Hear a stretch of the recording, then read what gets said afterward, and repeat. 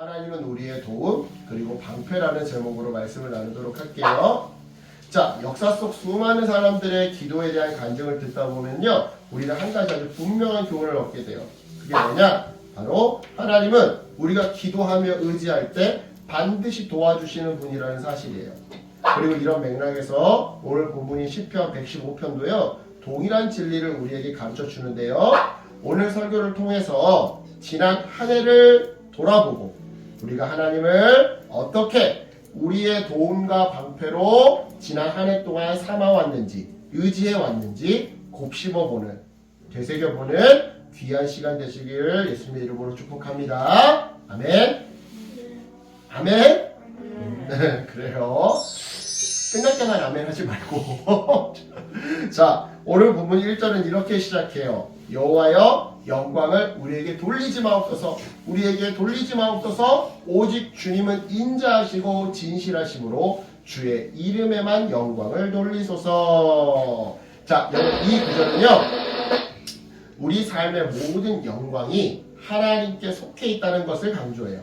즉, 지난 한 해 동안 우리의 삶에 좋은 일이 있었다면 그것은 바로 우리의 능력 때문이 아니라 이렇게 하나님의 도우심, 그죠? 내가 옆길을 든 것 같았지만 사실은 위에서 보이지 않는 하나님의 손길이 들어주신 거잖아. 그죠? 그죠? 이런 것처럼 하나님의 은혜 덕분임을 알려주더라 이 말이죠. 그런 의미에서 여러분 물어볼게요. 여러분은 지난 한 해 동안 2024년 동안 어떤 일을 경험하셨어요? 혹시 계획대로 일이 잘 풀려서 기쁜 일을 경험했나요? 없어요? 아니면 우리 어진이처럼 예상치 못한 어려움으로 인해서 절망하는 일을 경험했나요? 없어요. 절망한 일도 없었어요? 그럼 아무런 일이 없었어요? 없어요. 아, 그냥 없었어요? 네, 심각하네요. 자, 여러분 어떤 상황이든 우리가 기억해야 할 것은요, 우리의 모든 삶이 하나님께 영광을 돌리는 도구가 되어야 한다는 사실이에요. 자, 이게 무슨 말이냐?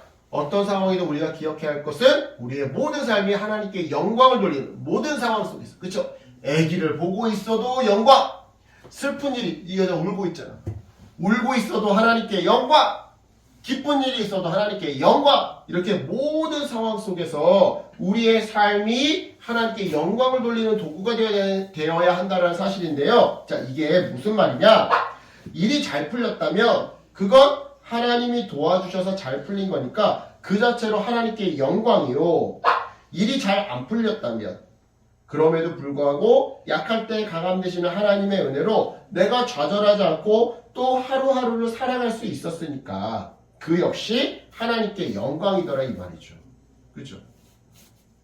따라서 다시 말씀드립니다. 성공이든 실패든 지나온 우리의 모든 삶이요 다 하나님께 영광을 돌리는 도구예요. 이 사실을 깨닫는 것이 신앙인의 첫걸음인 거죠. 하지만 세상 사람들은요 이 사실을 잘 몰라요. 즉 우리 삶에 좋은 일이 있다면 그것은 바로 우리의 능력 때문이 아니라 하나님의 은혜 덕분이라는 사실을 잘 모르고 살더라 이 말이죠. 그래서 시인은요 오늘 본문 2절에서 이렇게 묻는데요, 하나님께. 자, 목사님이 쉬운 성경을 한번 읽어볼게요. 어찌하여 나라들이 그들의 하나님은 어디에 있느냐라고 말합니까? 자, 여러분 좀 어렵죠? 이게 도대체 무슨 말이야? 방금 읽은 이 구절을요 조금 더 쉽게 풀어보면 이런 말인 거예요. 아니 하나님, 어떻게 된 게 세상 다른 나라 사람들은요, 야! 이스라엘의 하나님이 도대체 어디 있냐? 한번 보여줘 봐라. 우리가 믿는 신의 형상을 이렇게 우리가 믿는 신의 형상을 이렇게 빚어서 우리 품에 넣어서 가지고 다니기도 하고 또 세워두는단 말이지.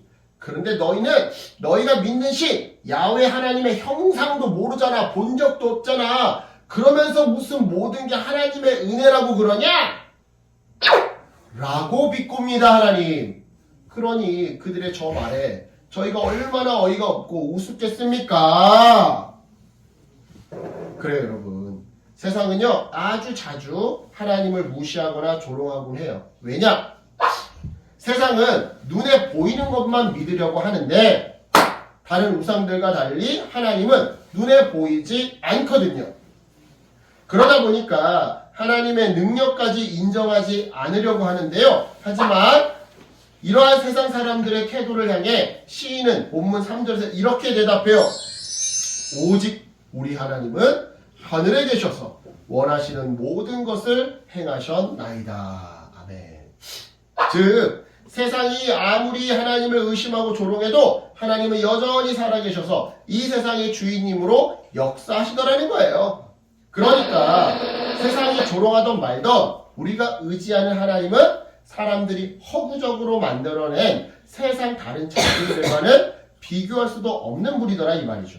이런 맥락에서 말씀드립니다. 여러분 혹시 세상적인 기준으로 자신을 평가하면서 낙심했던 적 있으세요? 아, 내가 이 정도밖에 안 되는 사람인가? 나는 공부를 해도 안 되는 것 같아. 아무리 외워도 외워지지도 않아. 나는 아무리 친구들한테 잘하려고 해도 친구들이 나를 인정해주지 않아. 나를 미워해. 나를 무시해. 혹시 세상적인 기준으로 자신을 평가하면서 낙심했던 적이 있으세요?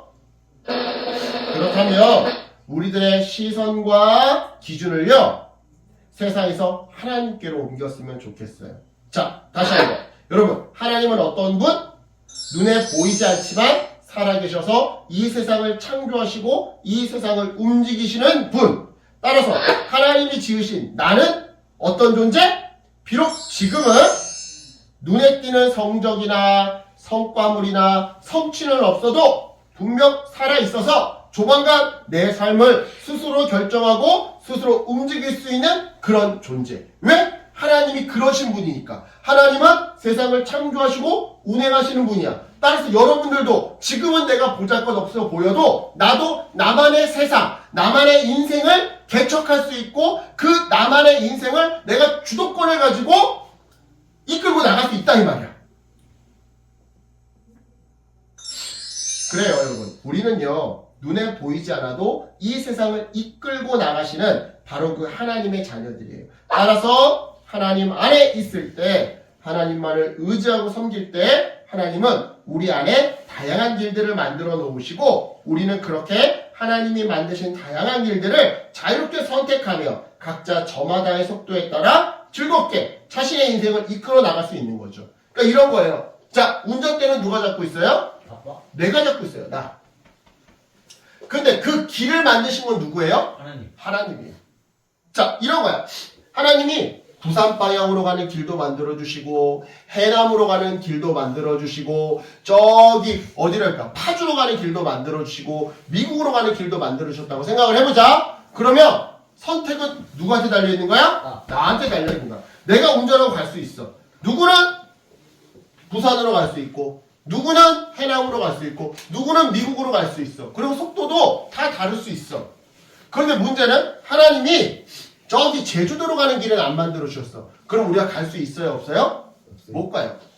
오해하지 말아야 될 게 아까 전에 하나님이 세상을 창조하시고 운행하시듯 우리도 여러분들도 여러분의 앞으로의 미래의 삶, 미래의 직장, 미래의 인생을 여러분들이 스스로 개척하고 주도권을 가지고 이끌고 나갈 수 있다고 목사님이 얘기했는데 이때 이 주도권은요 어디까지나 하나님이 허락하신 범주 안에서예요. 무슨 말이냐? 하나님이 길을 내신 그 길 안에서만 내가 주도권을 가지고 갈 수 있다는 거지 하나님이 길을 안 만들어 주셨으면 내가 주도권을 가지고 못 가요. 무슨 말인지 이해하시겠어요? 이해하시겠어요? 그런 의미예요. 따라서 다시 말씀드릴게요. 하나님만을 의지하고 섬길 때 하나님은 우리 앞에 다양한 길들을 만들어 놓으세요. 우리는 그렇게 하나님이 만드신 다양한 길들을 자유롭게 선택하며 각자 저마다의 속도에 따라 옆에 사람 빨리 가네? 아이씨 나도 빨리 가야겠다. 이럴 필요 없이 나다운 속도에 따라 즐겁게 자신의 인생을 이끌어 나갈 수 있는 거죠. 바로 이러한 이유 때문에 오늘 본문은요 마지막으로 9절에서 이렇게 말하는데요. 이스라엘아 여호와를 의지하라. 그는 너희의 도움이시요 너의 방패시로다. 아멘. 여러분 한 해를 돌아보면요 분명 누군가의 도움이 필요했던 순간들이 있었을 거예요. 바로 그때 여러분은 하나님께 도움을 요청하셨나요? 기도했나요? 하나님은요 단지 도움을 주시는 분이 아니라 그 도움의 과정에서 우리의 방패가 되어주시는 분이에요. 즉 즉 우리를 지켜주시고 보호해주시는 분이더라 이 말이죠. 따라서 여러분 우리의 삶의 위기 속에서 하나님을 방패 삼는다라는 것은요 단순히 어려움을 피해 이렇게 막 도망치는 이러한 일에서 끝나는 일이 아닌 거예요. 하나님을 의지하는 순간 우리의 믿음이 더욱 강력해지고 하나님의 인재를 깊이 체험하게 되는, 경험하게 되는 특별한 은혜인 거죠. 이제 오늘 말씀을 마치면서 결론적인 이야기를 하나 소개할게요. 자, 2차 세계대전 당시 하비 콕스라는 젊은 군인이 있었어요. 그는 전쟁터에서 죽음을 두려워하면서 하나님께 기도했더랬죠. 그러다 갑자기 성경 속 한 구절이 떠올랐는데요. 그 구절은 바로 시편 23편 1절 말씀이었어요. 여호와는 나의 목자시니 내가 부족함이 없으리로다. 이 말씀을 붙들고 암송하고 묵상하면서 하비콕스는 이 살벌한 전쟁터에서도 평안을 누릴 수 있었고 또 하나님의 특별한 보호하심을 경험할 수 있었는데요. 전쟁이 끝난 뒤에 그는요 목사가 되었다고 해요. 그리고 평생 동안 하나님의 도우심이 얼마나 크고 강력한지를 설교하며 살았다고 하죠. 여러분, 이 하비콕스처럼 여러분들을, 우리 강유리를, 우리 서진이를 지키시는 분은 다름 아닌 하나님이심을 반드시 기억하는 이번 한 주 연말 연시가 되었으면 좋겠어요. 지난 한 해에 우리들을 지켜주신 분이 바로 하나님이셔요. 그분은요 어려움 속에서도 결코 우리를 떠나지 않으시고 우리와 동행하셨어요. 그리고 다가오는 새해에도 하나님은 우리의 도움이 되어주시며 방패가 되어주실 거예요. 그러니까 우리 모두 잘 될 때는 하나님께 영광, 안 될 때도 하나님께 영광, 이렇게 모든 상황 속에서 하나님께 영광 올려드리는 삶 살아가시길 예수님의 이름으로 축복합니다. 아멘.